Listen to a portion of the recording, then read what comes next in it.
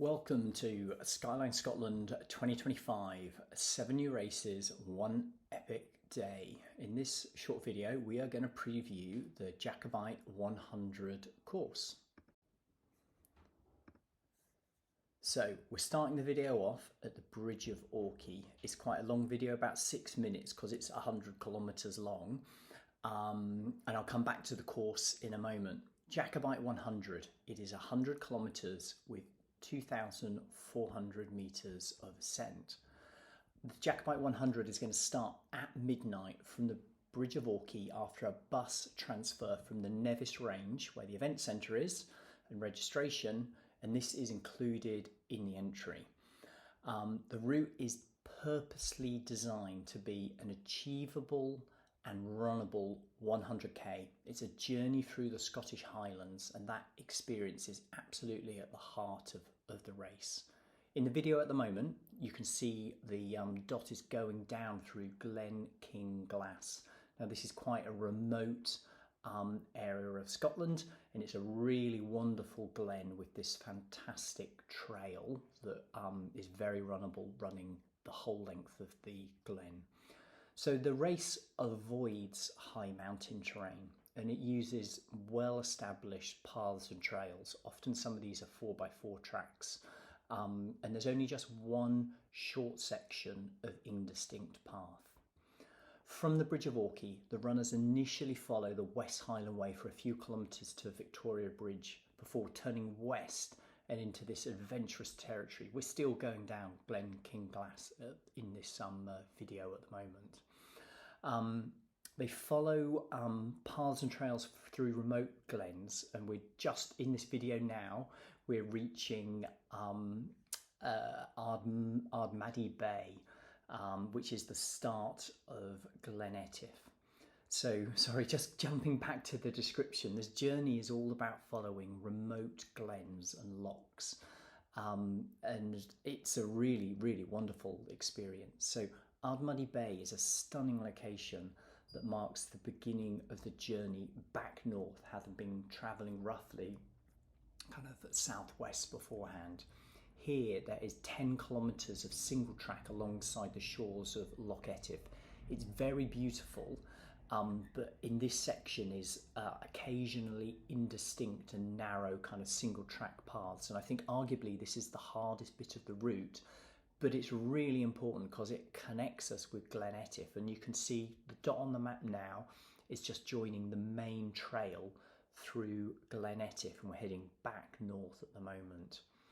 Once in Glen Etive, the route gently climbs, passing the famous Downess estate where James Bond's Skyfall was filmed. It then joins the fantastic Larry Garton mountain path. That's exactly where we are now on the video, which begins the descent once you've reached the Cole into Glencoe. I think we all know Glencoe is this fantastic and iconic Scottish glen, and it feels like this journey is really special. So at this point, we're at Altnafay, and we join the Devil's Staircase. We're back onto the West Highland Way, and we climb really steeply before joining we're still on the West Highland Way, and we're following this track down into Kinloch Leven. The Kinloch Leven is where the second of the support points is. Sorry, the first is back at the kind of end of Glen King Glass. So there's a support point in Kinloch Leven, and this is also where the Steel Marathon is starting. So once in Kinloch Leven, you're following the West Highland Way again, heading towards Glen Nevis.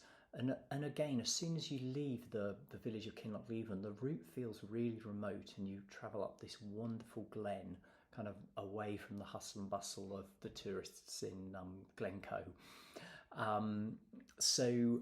Once you're on the West Highland Way, the route quickly kind of climbs up and then swings back to the north again and drops into Glen Nevis via various forestry tracks, and we reach the third support point, the aid station, which is at the Ben Nevis Visitor Centre. So jumping back to the video, this is the section where we're climbing up over the Cold before we drop back into Glen Nevis, and the big mountain there is Ben Nevis. You can see the tags on the video.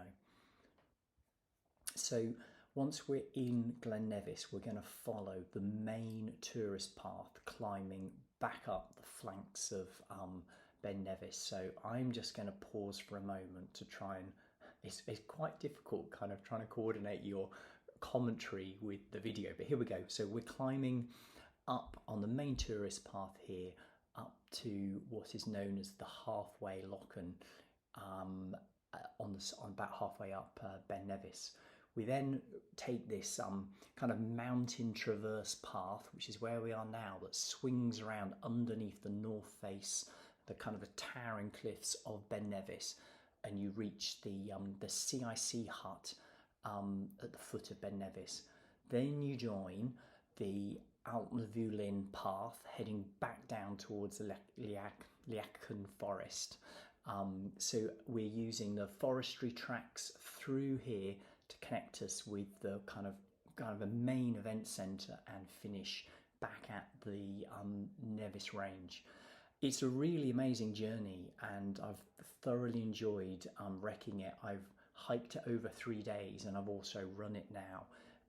And it's a really great journey. You get a sense of travelling through the Scottish Highlands, and it's also, I think importantly, it's designed to be the easiest and natural line through the Highlands.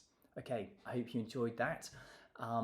Check out the other videos and get a sense of the races that will be at Skyline Scotland in 2025.